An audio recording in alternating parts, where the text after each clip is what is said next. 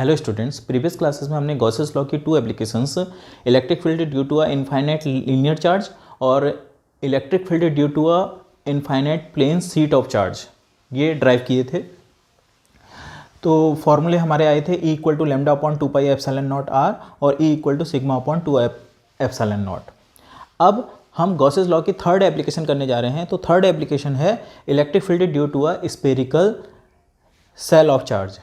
तो इसको समझिए, मान लीजिए आपके पास एक स्पेयर है और उस पर plus Q charge uniformly distribute है। एक कंडक्टिंग स्पेयर है और उस पर plus Q charge uniformly distribute है। इसका रेडियस आर है। हमने इलेक्ट्रिक फील्ड फाइंड करना है। ये जो स्फेरिकल सरफेस है इस पर plus Q charge uniformly distribute है। तो हमने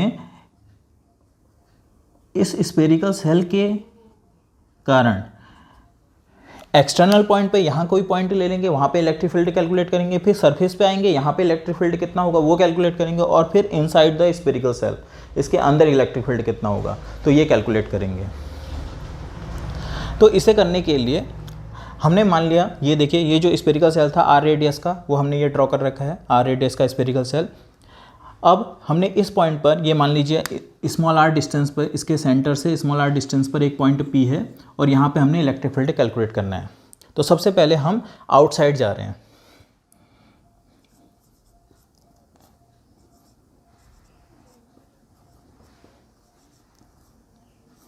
तो आउटसाइड इलेक्ट्रिक फील्ड कैलकुलेट करने के लिए ये जो स्फेरिकल सेल था जिसका radius small are capital R है, ये जो रेड कलर से शो किया है ये स्फेरिकल सेल है आपका, वो इस पर plus Q charge uniformly distribute है। अब इसके सेंटर से स्मॉल आर डिस्टेंस पर पॉइंट P है। देखिए इसके सेंटर से स्मॉल आर डिस्टेंस पर पॉइंट P है और यहाँ पे हमको इलेक्ट्रिक फील्ड कैलकुलेट करना है। तो फिर वही जैसा हम प्रीवियस डेरिवेशंस में करते हुए आए थे कि जिस पॉइंट पर भी इलेक्ट्रिक फील्ड कैलकुलेट करना है वहाँ से होता हुआ एक गॉसियन सरफेस आपको चाहिए क्लोज्ड। तो उसके लिए हम P पॉइंट से होता हुआ, अब देखिए यहाँ से R डिस्टेंस पे P पॉइंट ये है, R डिस्टेंस पे एक पॉइंट यहाँ भी हो सकता है, यहाँ भी हो सकता है, सभी डायरेक्शन में हो सकता है। तो उनको अगर उन सारे पॉइंट्स को हम मिलाएं तो हमारा एक सरफेस बनेगा जिसकी रेडियस एक स्फीयर ही बनेगा जिसका रेडियस स्मॉल r होगा और इसे हम बोल देंगे गॉसियन सरफेस। तो हमने क्या करा, P पॉइंट से होता हुआ स्मॉल r रेडियस का एक स्फीयर ड्रॉ किया और ये हमारा गॉसियन सरफेस हो गया। अब हमने क्या करना है, पहले इस सरफेस पे, इसी पॉइंट पर हमने एक सरफेस पे एक स्मॉल एरिया एलिमेंट ले लिया dA। तो एरिया वेक्टर सरफेस के perpendicular outward, plus Q charge की वजह से जो इलेक्ट्रिक फील्ड होता है वो भी आउटवर्ड होता है, ये हमको पता है। तो E और dA के बीच का एंगल कितना हो गया, 0 डिग्री। आप सरफेस में, इस पूरे गॉसियन सरफेस में कहीं पर भी dA ले सकते थे। वहाँ पर उस पॉइंट पर जहाँ पे आपने dA लिया, एरिया वेक्टर सरफेस के परपेंडिकुलर आउटवर्ड और इलेक्ट्रिक फील्ड भी आउटवर्ड ही होगा, प्लस क्यू की वजह से आउटवर्ड ही होता है। तो एंगल हमेशा 0 डिग्री बनेगा। तो इस स्मॉल एरिया से कितना फ्लक्स पास होगा, तो electric flux through area element dA, तो d phi equal to E dot dA। Because angle 0 है तो ये खुलेगा E dA cos 0 और cos 0 का वैल्यू 1, तो E dA, d phi equal to E dA। ये हमारा आया इस स्मॉल एरिया एलिमेंट से फ्लक्स। अब पूरे गॉसियन सरफेस से अगर फ्लक्स निकालना है तो हम क्या करेंगे, इसका इंटीग्रेशन कर देंगे। तो इलेक्ट्रिक फ्लक्स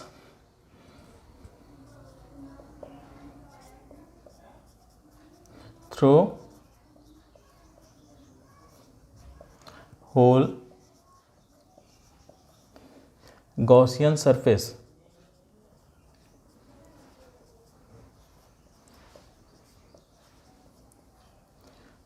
तो phi equal to close integral of d phi. हम इसका इंटीग्रेशन करने जा रहे हैं। तो इंटीग्रेशन d फाई की वैल्यू यहाँ पुट करते हैं तो ये आया E क्लोज इंटीग्रल dA। अब इसको इक्वेशन 1 मान लेते हैं। अब देखिए according to Gauss's law phi equal to होता है Q upon epsilon not and close integral d a, close integral d a का मतलब क्या हुआ, क्लोज इंटीग्रल डी ए, आपने जो एरिया एलिमेंट लिया था वो आपने गॉसियन सरफेस पे लिया था, ये डी ए। तो अगर इसका इंटीग्रेशन करेंगे, ऐसे सारे डी ए हम ऐड करेंगे तो इसका टोटल सरफेस एरिया बनेगा गॉसियन सरफेस का, और गॉसियन सरफेस का रेडियस स्मॉल आर है, तो इसका सरफेस एरिया होगा 4πr²।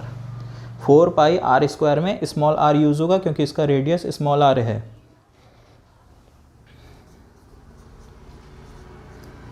तो ये वैल्यूज़ इक्वेशन 1 में पुट कर दें, तो फ्रॉम 1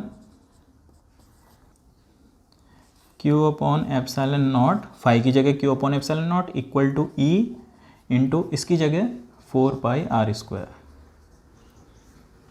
तो E के लिए फॉर्मूला ड्राइव करना था, तो E इक्वल टू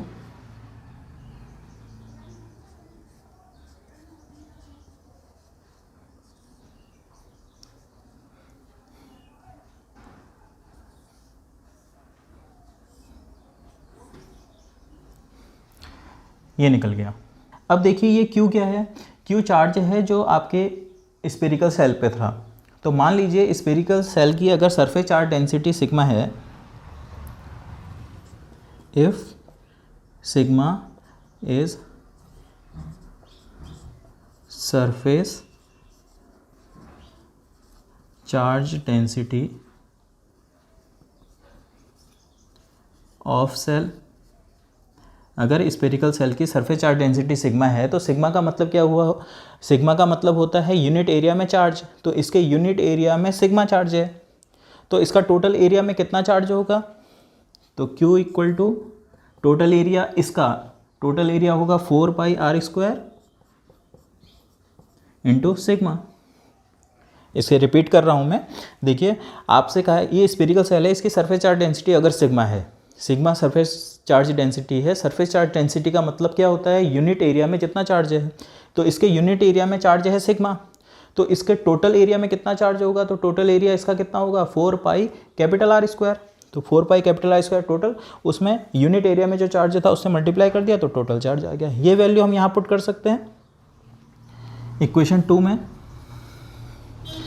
तो E इक्वल टू 1/4πε0, Q की जगह 4πr² सिग्मा अपॉन r²। अब देखिए 4π से ये 4π कैंसिल, तो E इक्वल टू सिग्मा, ये सिग्मा और ε0 और आगे r/r होल स्क्वायर। तो ये दो फॉर्म हो गई फॉर्मूले की इक्वेशन 3। तो इसमें हमने अभी फर्स्ट पार्ट में आउटसाइड एक पॉइंट लिया और वहाँ पे इलेक्ट्रिक फील्ड कैलकुलेट किया। तो इलेक्ट्रिक फील्ड के दो फॉर्म आई हैं, फार्मूला एक ही है, फॉर्म दो हैं। E इक्वल टू 1/4πε0 Q/r² और E equal to σ/ε0 r/r whole square.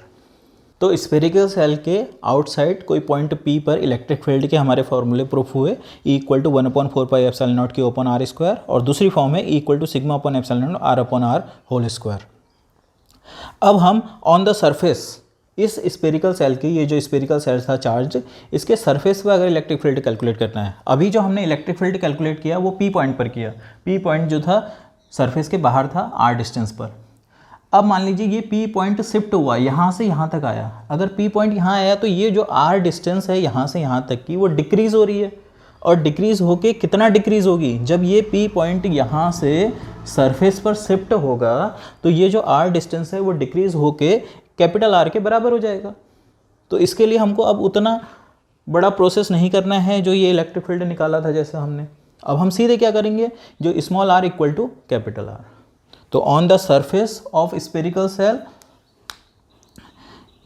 Small r equal to capital R। तो यही फॉर्मूले फ्रॉम 2 and 3, इक्वेशन 2 से, फ्रॉम 2 and 3 फॉर्मूले क्या आ जाएंगे। E इक्वल टू, पहला formula E equal to 1/4πε0 Q/R², और जो ये वाला फॉर्मूला देखिए स्मॉल r कैपिटल R बराबर है, तो यहाँ पे भी कैपिटल R आ जाएगा स्मॉल r की जगह। तो ये r और r कैंसिल हो जाएंगे वन टाइम, तो क्या बचेगा E इक्वल टू σ/ε0। तो सरफेस पर इलेक्ट्रिक फील्ड के ये फॉर्मूले आ गए।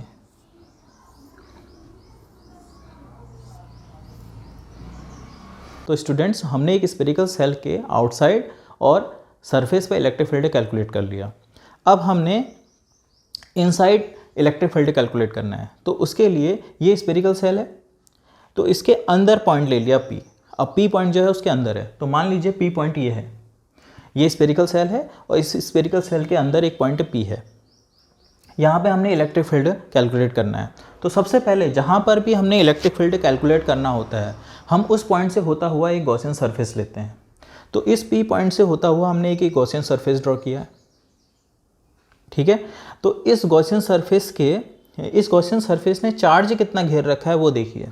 इस गॉसियन सरफेस के अंदर चार्ज कितना है, ये जो प्लस क्यू चार्ज था ये तो स्फेरिकल सेल पर था, वो उसके सरफेस पर होगा, यानी गॉसियन सरफेस ये है तो इसके बाहर है चार्ज क्यू, अंदर चार्ज नहीं है कोई भी।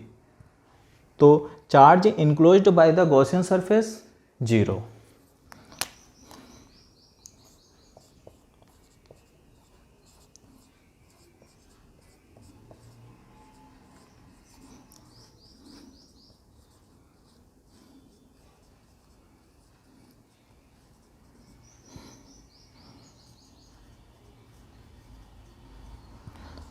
Q equal to 0। और अगर Q 0 होगा, सोचिए अगर Q 0 होगा तो सिग्मा भी 0 हो जाएगा, बिकॉज सिग्मा इक्वल टू होता है Q अपॉन A, और Q 0 है तो सिग्मा भी 0। तो ये दोनों वैल्यू Q और सिग्मा की ये वैल्यू अगर हम इक्वेशन 2 में रख दें तो क्या आ जाएगा, तो from 2 and 3 electric field E equal to 0।